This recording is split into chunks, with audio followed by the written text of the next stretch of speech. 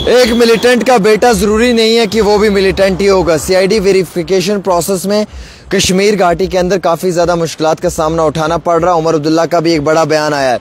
उमर अब्दुल्ला जी ने ये क्लियर कहा है कि एक मिलिटेंट का बेटा एक मिलिटेंट ही नहीं हो सकता। एक मिलिटेंट का बेटा एक आईएएस ऑफिसर भी हो सकता है, एक आईपीएस ऑफिसर भी हो सकता है, एक आईएफएस ऑफिसर भी हो सकता है। अगर किसी के घर में किसी का भाई मिलिटेंट था, किसी का बाप मिलिटेंट था या किसी का हस्बैंड मिलिटेंट था, उसकी वजह से उसके फैमिली के रिश्तेदारों को काफ़ी मुश्किलात का सामना उठाना पड़ रहा है। आप देखिएगा जनाब, आज का सीआईडी वेरिफिकेशन में उस आम शहरी को काफ़ी ज़्यादा तकलीफ़ और परेशानियों का सामना भी उठाना पड़ रहा है। ऐसे समय में हुकूमत से ये लोग गुजारिश कर रहे हैं कि इस मामले में जो है वो कानूनी कार्रवाई को अमल में तो लाया जाए, लेकिन एक आम शहरी को राहत भी दी जाए। सबसे बड़ा सवाल ये है कि जिसका फादर मिलिटेंट है, क्या उसका बेटा भी मिलिटेंट बनेगा? ये तो साफ नहीं है ना।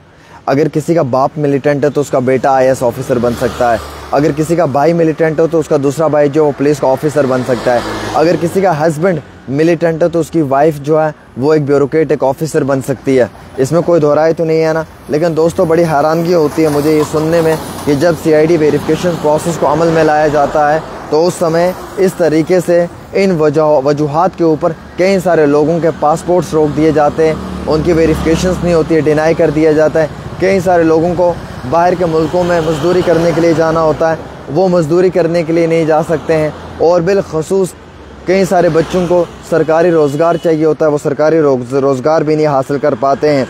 ये एक मेजर इशू है जिस पे हम सब लोगों को बात करने की ज़रूरत है।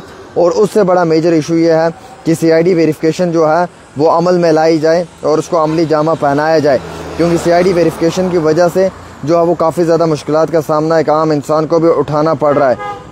वहीं दूसरी ओर मैं आपको ये भी इतला देना चाहूँगा कि उमर अब्दुल्ला साहब ने कहा है कि एक मिलिटेंट का बेटा एक मिलिटेंट नहीं हो सकता। इसलिए अगर आप ट्रीट कर रहे हैं तो आप सही तरीके से ट्रीट करें, आप गलत तरीके से ट्रीट ना करें। अगर किसी का बाप मिलिटेंट था तो उसके बेटे को क्यों सज़ा मिल रही है? उसने लिख पढ़ कर पीएचडी की डिग्री हासिल कर रही, वो एक ऑफिसर बनना चाहता है, तो क्यों आप उसको सरकारी नौकरी नहीं दे रहे? क्या आप ये चाहते हैं कि वो भी एक मिलिटेंट बन जाए? इसी गुस्से में, इसी गम में आके कि जनाब उसको सरकारी नौकरी नहीं मिली, उसको पासपोर्ट नहीं मिला, उसको वेरिफिकेशन प्रोसेस में नहीं अमली जामा उसको पहनाया गया। हालांकि उमर अब्दुल्ला ने कहा कि हम सीआईडी के ऑफिशियल से भी बात कर रहे हैं इस मामले में कि इस चीज़ में जो है वो कानूनी कार्रवाई को अमल में लाया जाए और बड़े पैमाने के ऊपर जो है वो सीआईडी वेरिफिकेशन में नरमी का रवैया अख्तियार किया जाए। और इस तरीके से आम मुसाफिरीन को भी काफ़ी ज़्यादा मुश्किलात का सामना उठाना पड़ रहा है। मैं तो सिर्फ इतना कहना चाहूँगा कि जनाब, आज के समय में अगर एक इंसान मिलिटेंट है तो ज़रूरी नहीं कि उसका भाई भी मिलिटेंट होगा। ऐसा नहीं हो सकता है। कोई अगर एक आम इंसान गलत है तो उसका मतलब ये नहीं कि उसका दूसरा भाई भी गलत हो सकता है। गुनाह किसी ने किया है और सज़ा किसी को मिल रही है। एक भाई मिलिटेंट था, दूसरा ऑफिसर बनना चाहता, वो उसकी वजह से रुका पड़ा हुआ है क्योंकि उसकी वेरिफिकेशन नहीं हो रही है।